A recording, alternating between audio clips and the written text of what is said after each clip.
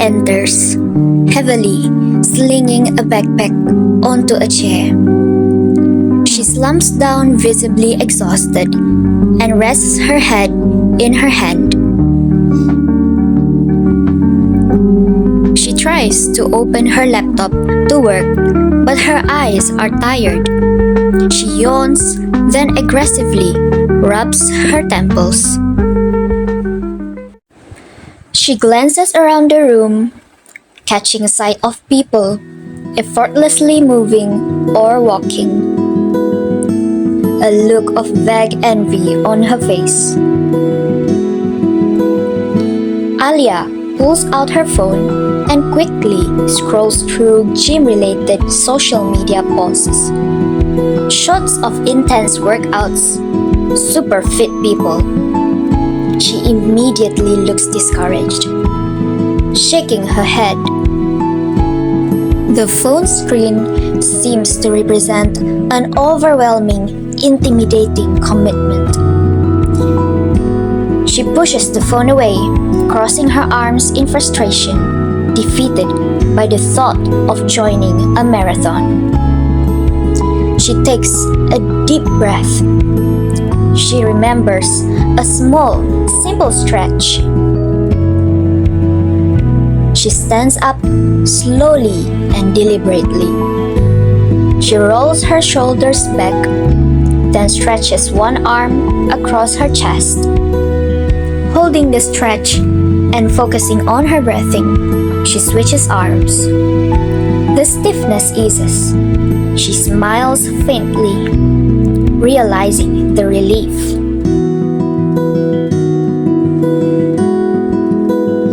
Alia does a few slow, simple calf raises while waiting by her chair. She then begins to pack her bag, but instead of sitting, she walks a small loop around the table.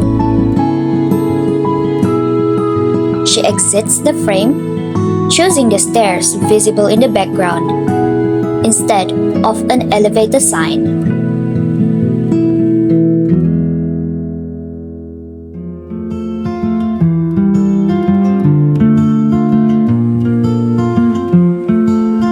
She has found activity, not just exercise.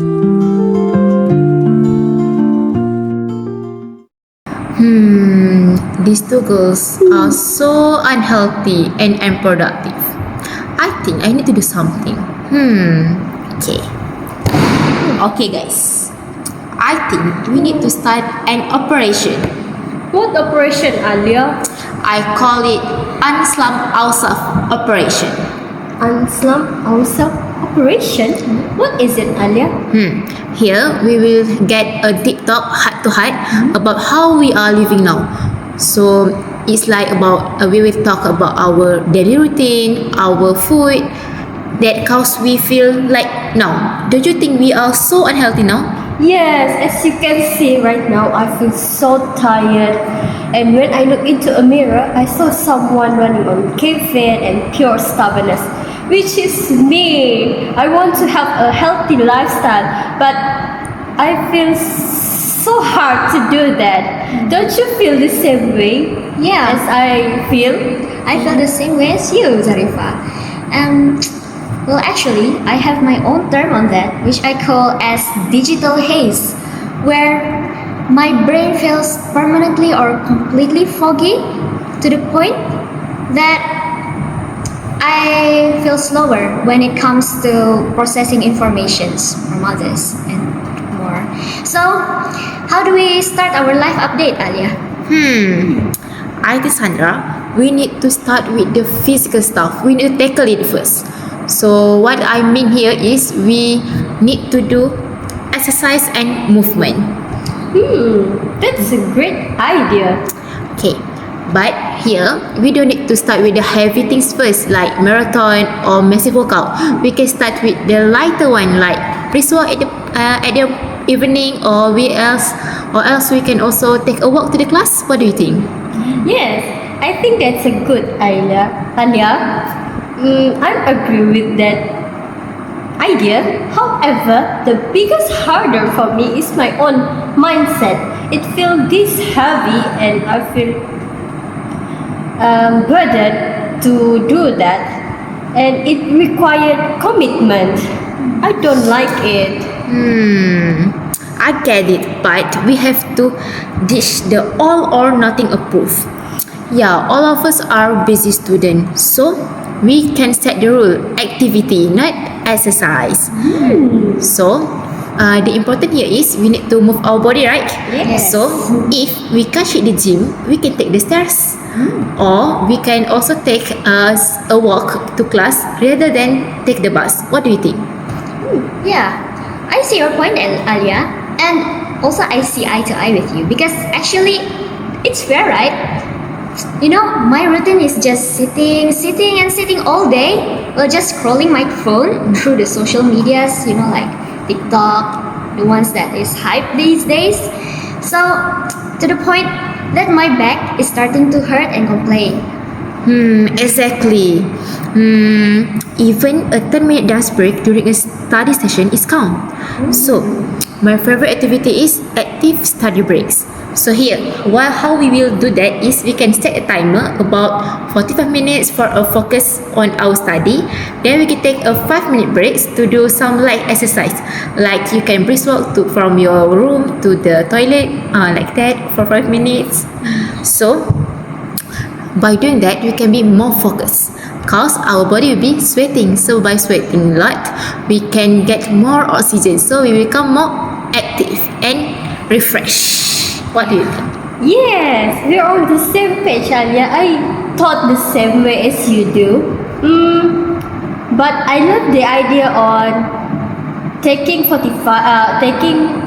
short break while studying. For example, 45-minute study and take a 5 minutes break, right? Because for my own routine study, I tend to spend hours on studying, so I feel burnt out a lot and stressed a lot. So by taking small exercises like dance break, I love that idea, dance break too, because by dancing we can sweat a lot and enjoy at the same time, right? And as we know, when we exercise, it boosts our circulation, which means more oxygen into our brain. So it helps us more focus, right? In addition, it also natural release stress reliever. So I think by doing light exercises is more more effective and more productive in our life. No gym required. Yeah, bingo. But we all need to remember the important thing in all this thing is consistency. If we do as example, we do a massive workout once a month, we will never see the change in ourselves. But if we do small workout or just some brisk walk every day, we can see by the end of the month you can feel your body feel more lighter and more fresh, and you will never feel like, oh, I'm tired all the day. Yes. So guys, can we start it today or tomorrow? I want to start it today. Me too. I want to start it today. I feel excited to do that. I don't want the same routine as before. I want to make a change into my life. Okay guys, so let's go. Let's go. Yes, let's start today. Yes.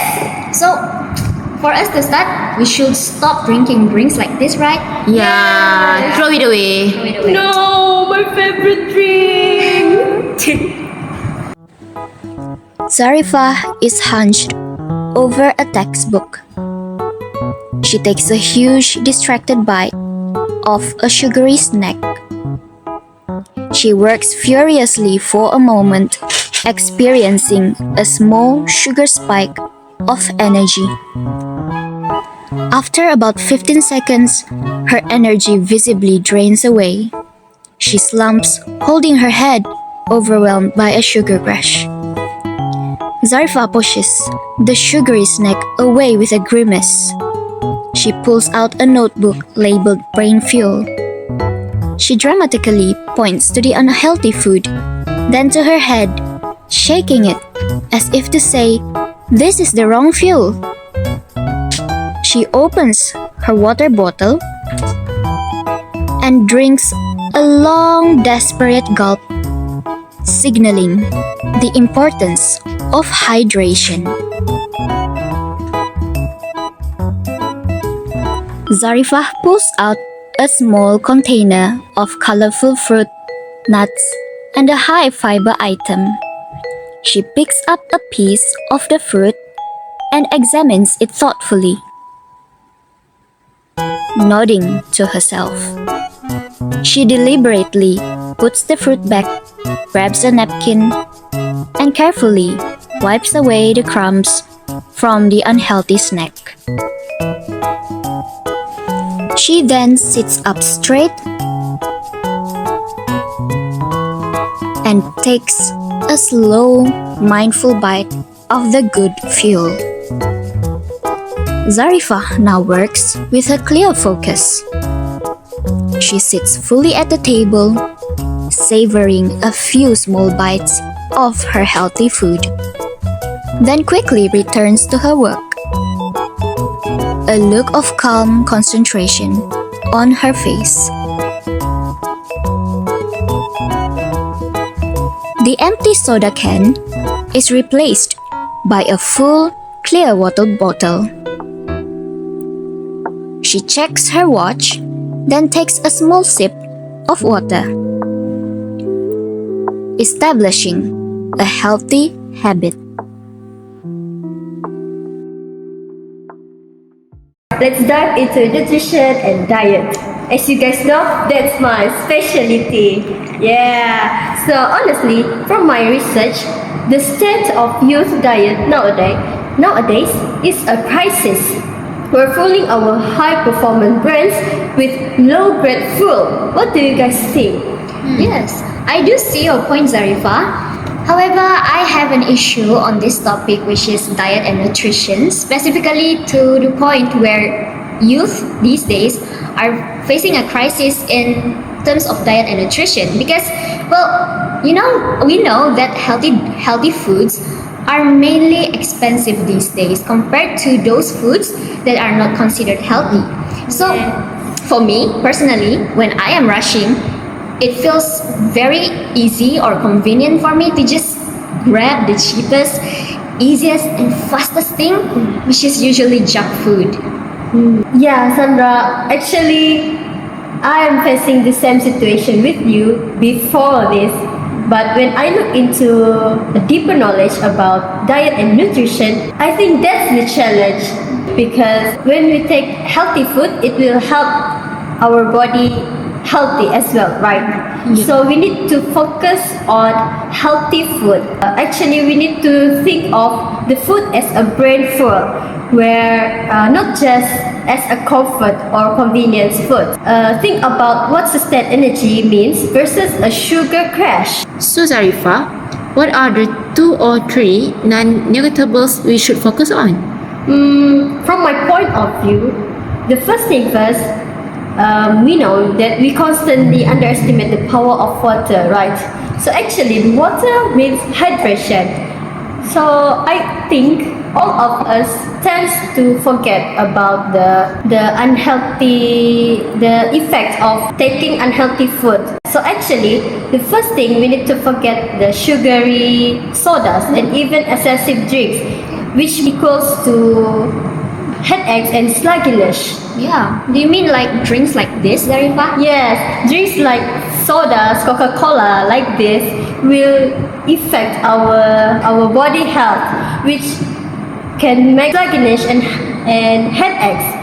Therefore, we need to carry a water bottle and aim to refill it several times to make our body hydrate a lot. Yes, I do agree with that point, Zarifah.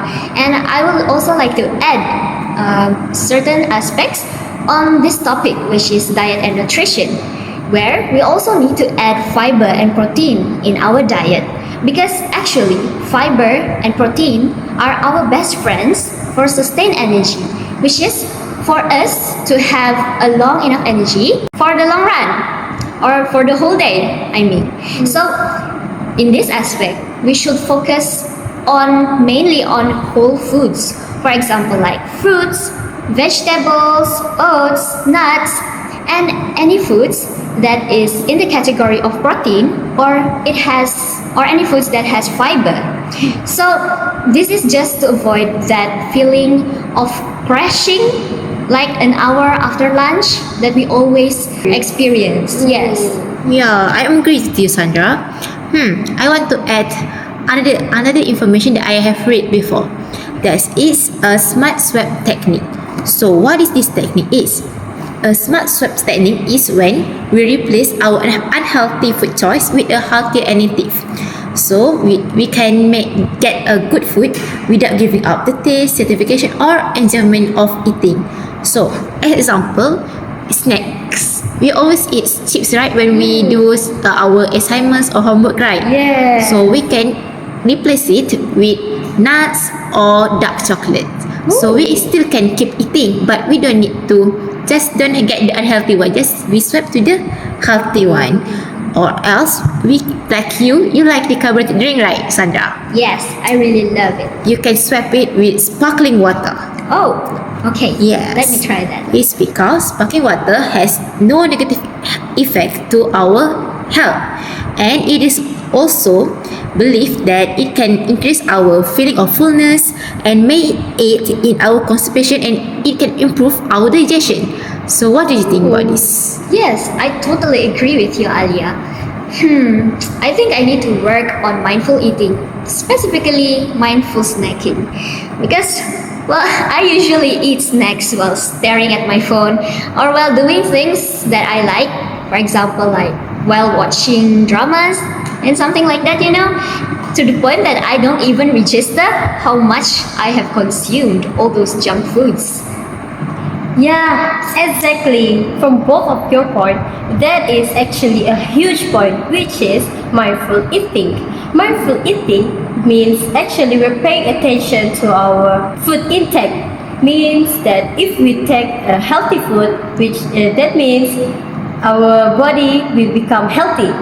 But when we take unhealthy food, then we will possibly get diseases. For example, like diabetes, obesity, and many more of dangerous disease. So it actually helps with digestion and prevent overeating. So what are we waiting for? Let's start with one rule, which is no eating directly in front of screen. I like that. So let's grab and go. More sit and savor, and definitely more water counts. Hydration is the key. Yes, water makes us focus. Yes. Sandra is in bed, tucked under the covers. The only light comes from her phone, illuminating her face with a harsh blue glow. She scrolls rapidly and mindlessly, her eyes darting back and forth. Her facial expression shifts from mild curiosity to boredom, then to anxiety as she scrolls past posts.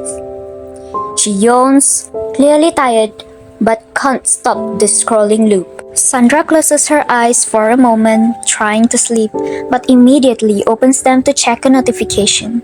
She puts the phone down, turns over, and tries to relax. After 5 seconds, she grabs the phone again, compulsively checking a feed, demonstrating the addictive cycle. She looks utterly exhausted, holding her head. Sandra has a moment of realization. She sits up with determination. She sets the phone to do not disturb. She then walks to a desk or drawer that is well outside arm's reach of the bed. She places the phone down inside the drawer or desk and closes it firmly. Sandra returns to the bed. Instead of her phone, she picks up a physical book. She takes a moment to breathe, her posture relaxing. She opens the book and begins to read. She visibly calms down, her facial muscles relaxing. She closes the book, turns off the bedside lamp, and turns over to sleep, signaling the start of quality rest. Sandra, look at this. What is this? Is this your screen time? Yes. 7 hours and 52 minutes? Look at the Monday one. Monday. You've spent 9 hours! Alia, that's too much of screen time. Well, time to address the elephants in the room, which is sleep and screen time. So, these two are inseparable because we know that sleep and screen time are the two aspects that are closely linked together. So, Alia and Zarifah, just know that our phone is our number one thief of our peace and our energy. I feel personally attacked. I often scroll my phone until my phone basically falls on my face. Then when I wake up, I will feel very exhausted, and even I technically slept for 8 hours. Oh, really? Yeah. Oh no. I'm sorry to say this, but that's actually because the quality of the sleep is terrible, Alia. Well, the blue light from our phones actually tricks our brain into thinking that it's still daytime, which suppresses the essential sleep hormone, which is melatonin. So, that means our habit of checking social media right before sleep or before bed is literally disrupting our body natural sleep cycle. That's scary. Actually, my night routine right before I sleep, I tend to scroll my phone, scrolling TikToks, YouTube shorts, and I end up sleep at midnight. I didn't realize the time, and I wonder why I don't feel tired during that time. Because that actually tricking my brain into thinking that it's still daytime. OMG, that's scary. Yes, it is indeed scary, Zarifah. So, we need to implement strict digital boundaries to prevent these things that cause our body harms. So, this is what I am committing to, which is the first is what I call the digital sunset. So, which in this aspect, we should set a firm time. For example, like at 9:30 p.m., we should turn our phone into a do not disturb mode and leave it in other room, maybe.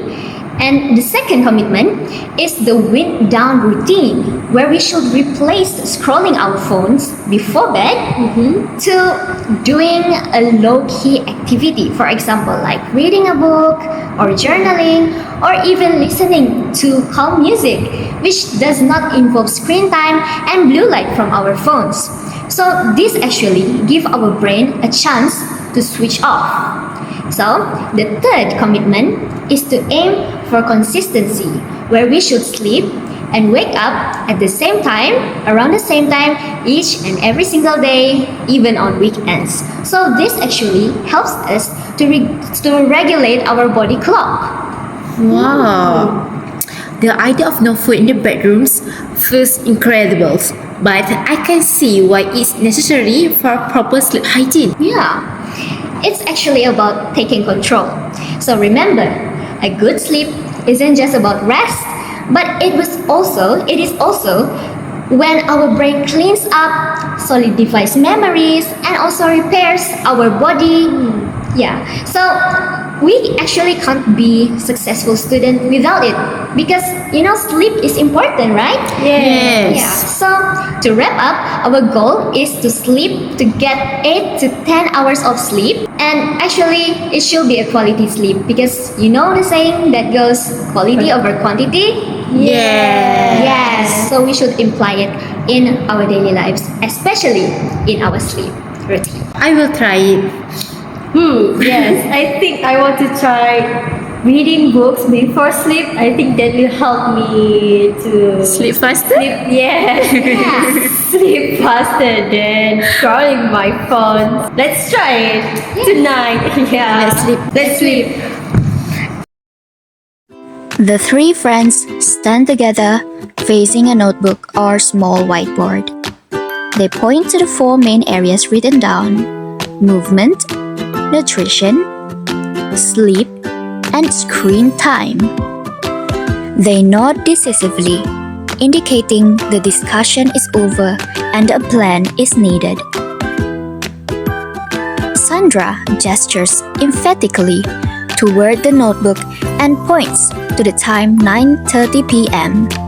She pantomimes, putting a phone away with a firm, determined expression. Zarifah holds up her water bottle, shaking it slightly, then pantomimes drinking from it every time she sits down to study.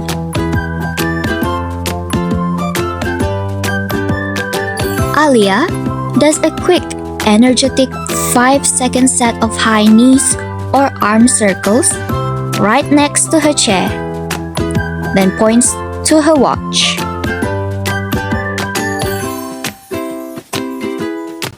They form a small circle, their expressions serious but warm. Sandra extends a hand, which Zarifah takes, and then Alia places her hand on top. They lightly squeeze hands, a peck. They smile, signaling that this plan is about sustainable habits and support, not guilt. The three friends step back, looking energized and ready. They adjust their posture, grab their bags, and look at each other with enthusiasm. They execute a final, confident, quiet fist bump or team handshake.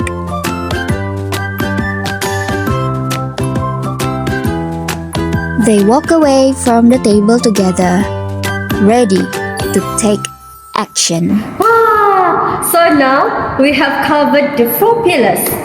It all comes to balance and conscious choices. It's not about being perfect, it is about better than yesterday. Yeah, exactly, Zarifah. We need an action plan. What's the one simple, non-negotiable thing we each commit to starting today? Well, I'll go first. Okay. My commitment is the digital sunset at 9:30 p.m., which I have already explained before. So, phone outside the bedroom, no exceptions. That will fix my sleep quality. True, Sandra. For mine will be hydration target. I'm setting a reminder to drink a full glass of water every day. When I sit down to study or everywhere I go, I will bring my water bottle to get hydration. What about you, Alia? I will commit to the active study break. Every hour, I will doing a 5-minute movement session, so I can get rid of all the physical stiffness in my body. This is great because we are building accountability into our plan. We can check it with each other. Yes, we are on the same boat, Zarifah. And also remember that it is important that this isn't just about guilt. If we slip up, we can get back on track the next day. So this is actually about building sustainable habits that can help us in the long run. Yes, let's think of it this way. When we are moving, we will feel better physically. And when we rest, we will feel nourished. So by doing all of this, we will be a better students, better friends, and just generally happier.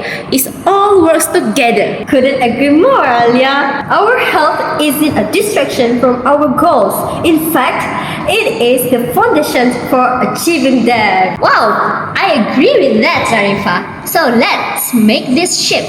The Youth Health Summit is a journey, but the revolution starts now.